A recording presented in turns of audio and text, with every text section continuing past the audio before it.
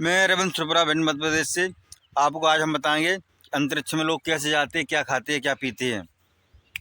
बताया जाता है, लोग मानते हैं कि अंतरिक्ष में बहुत अच्छा लगता है, लेकिन ऐसा कुछ नहीं है। वहाँ देखो, लोग जाते हैं, उनको पेशाब भी पीना पड़ता है।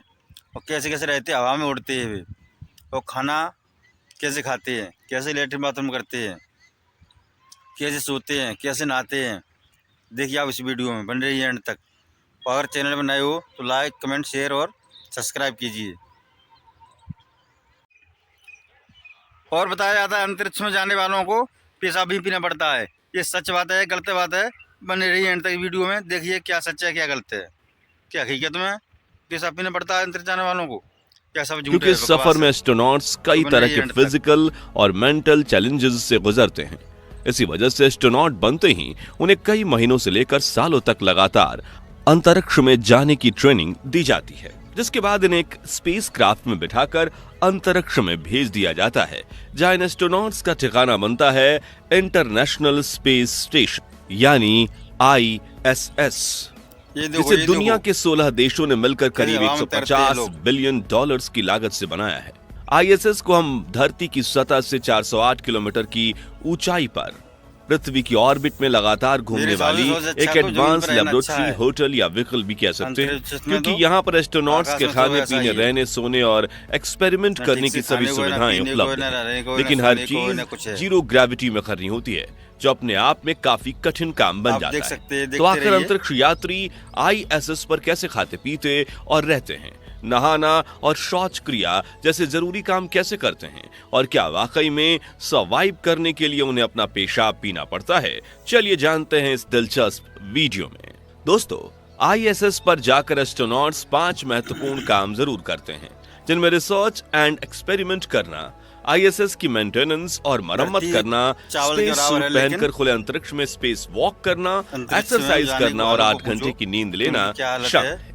लेकिन एस्ट्रोनॉट को जिस काम में सबसे बड़ी समस्या का सामना करना पड़ता है वो है डेली रूटीन फॉलो, क्योंकि जहां पृथ्वी पर हम सभी 24 घंटे में एक बार सूर्योदय और सूर्यास्त देखते हैं, यानी यहाँ एक दिन में 24 घंटे का होता है, वह इंटरनेशनल स्पेस स्टेशन अपनी तेज गति की वजह से 24 घंटे में पृथ्वी के 16 चक्कर लगाता है।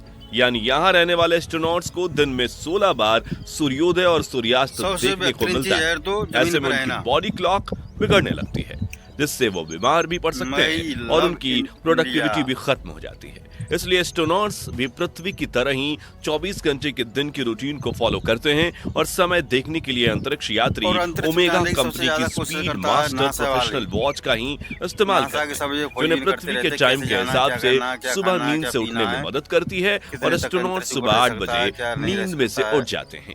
यहाँ आपको बता दें कि धरती पर गुरुत्वाकर्षण होने की वजह से हमारे पैर जमीन पर रहते हैं, लेकिन अंतरिक्ष में जाते ही एस्ट्रोनॉट्स की बॉडी वेटलेस हो जाती है और हवा में तैरने लगती है, जिस वजह से खाना पीना, टॉयलेट करना और नहाना जैसे रूटीन काम भी हवा में तैरते हुए करने पड़ते हैं, जो उनके लिए तो काफी ज्यादा चैलेंजिंग होती है। लेकिन आपको उन्हें ये टास्क करते देखकर काफी मजा आएगा।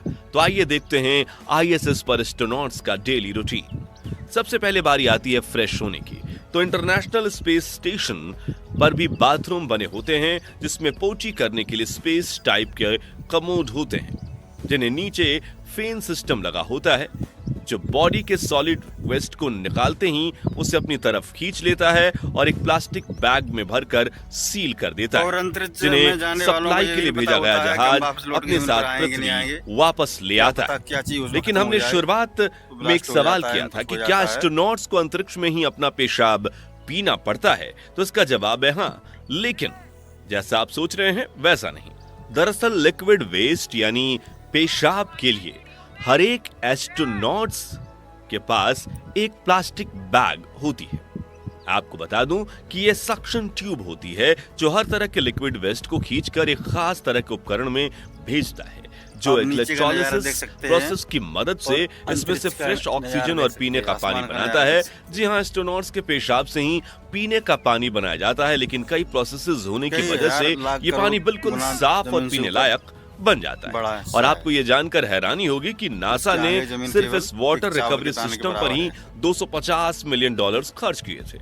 फ्रेश होने के बाद अंतरिक्ष यात्री नहाने के लिए जाते हैं, जिसके लिए वो एक टॉवल पर पानी और साबुन लगाकर उससे अपने शरीर को अच्छी तरह से पोंछ लेते हैं। हालांकि स्पेस में पानी भी तैरता है, इसलिए हवा में ही टॉवल को गीला किया जाता है और फिर कोई एस्ट्रोनॉट इस टॉवल को निचोड़ता है तो पानी इनके हाथों पर भी एक पारदर्शी परत बनाकर चिपक जाता है, इसलिए तौलिए से शरीर को अच्छे से पोंछना पड़ता है। ऐसी वीडियो दोस्तों, फीमेल एस्ट्रोनॉट्स के बड़े बालों को धोने के लिए स्पेशल रिंसलेस शैम्पू का इस्तेमाल किया जाता है, जिससे बाल धोने में बेहद कम पानी की जरूरत पड़ती है। वहीं मेल एस्ट्रोनॉट्स के लिए बाल और दाढ़ी ट्रिम करने के लिए फ्लोबी नाम की ट्रिमिंग मशीन अवेलेबल होती है, जो वैक्यूम क्लीनर के साथ अटैच रहती है, यानी बाल कटने के साथ ही नीचे गिरने के बजाय वैक्यूम क्लीनर में चले जाते हैं।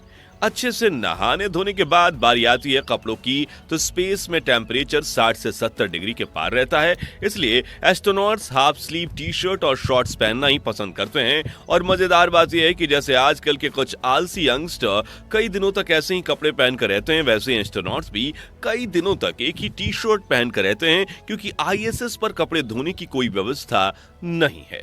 अब दोस्तों, घर से इतना दूर रहने की वजह से कोई बार एस्ट्रोनॉट्स को परिवार की याद भी आ जाती है और उन्हें रोना भी आता है, लेकिन क्या स्पेस में रोया जा सकता है?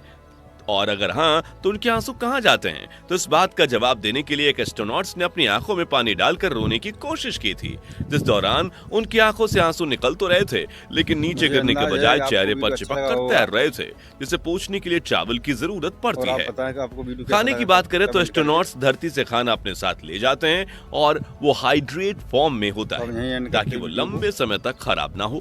आमतौर पर खाने में अंडे, मीट, ब्रेड और सब्जियां होती हैं, जिन्हें खास तौर पर जापान, अमेरिका और रूस में ही तैयार किया जाता है।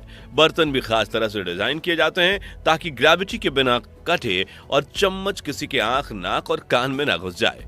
तो अपनी पसंद के रेडी टू ईट पैकेट चुनकर एस्ट्रोनॉट्स उसमें गर्म पानी मिलाकर कुछ देर के लिए छोड़ देते हैं और उनका खाना तैयार हो जाता है, जिससे ये लोग साथ मिलकर खाते हैं। आपको बता दें कि एस्ट्रोनॉट्स सुबह 9 बजे ब्रेकफास्ट, 1 बजे लंच और 7 बजे डिनर जैसी 3 मील्स लेते हैं।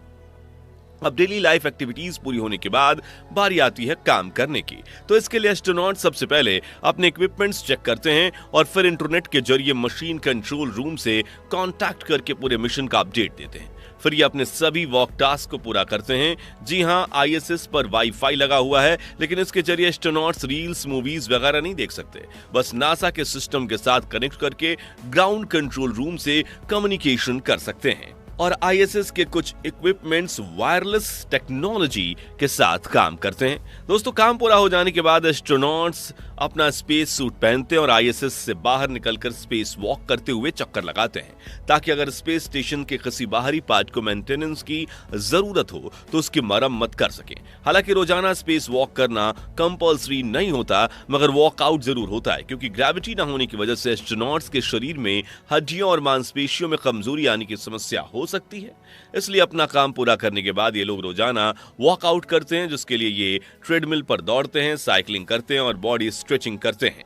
आखिर में डिनर करने के बाद एस्ट्रोनॉट्स साथ में बैठकर गप्पे लड़ाते हैं या अपना काम पूरा करते हैं। फिर करीब 10:30 बजे ये लोग अपने स्लीपिंग पॉड में जाकर सो जाते हैं, जहां इन्हें रेलवे के डब्बों में लगे बर्थ के जैसे ही बेड पर खुद के शरीर को स्लीपिंग बैग में बांधना होता है, ताकि अपने शरीर को एक जगह पर रखकर नींद ले सकें। और अपने स्लीपिंग पॉड में ही सोने से पहले ये लोग अपना लैपटॉप भी चला सकते हैं, अपनी बुक्स भी पढ़ सकते हैं, जिसके बाद ये लोग 8 घंटे की जरूरी नींद लेते हैं। फिर दूसरे दिन सुबह उठकर इसी रूटीन को दोबारा फॉलो करते हैं। दोस्तों, कभी ना कभी आपके दिमाग में ये सवाल तो जरूर आया होगा कि क्या स्पेस में एस्ट्रोनॉट्स फिजिकल रिलेशन बना सकते हैं? तो बता दें कि स्पेस में लव मेकिंग करना बिल्कुल एक अलग अनुभव होता है। हालांकि आज तक इस बात का जिक्र सिर्फ किताबों और फिल्मों में किया जाता है, लेकिन फ्रेंच ऑथर पियरे कोलहर ने अपनी बुक द लास्ट मिशन में इस बात का जिक्र किया था कि आउटर स्पेस में भी इसका एक सीक्रेट एक्सपेरिमेंट किया गया था, यानी कि एस्ट्रोनॉट्स की एक जोड़ी स्पेस में फिजिकल रिलेशन बना चुकी है। खैर दोस्तों, देखा आपने कि दूर से सुहाना लगने वाला एस्ट्रोनॉट्स का जीवन असल में कितना ज्यादा चुनौतियों से भरा हुआ है।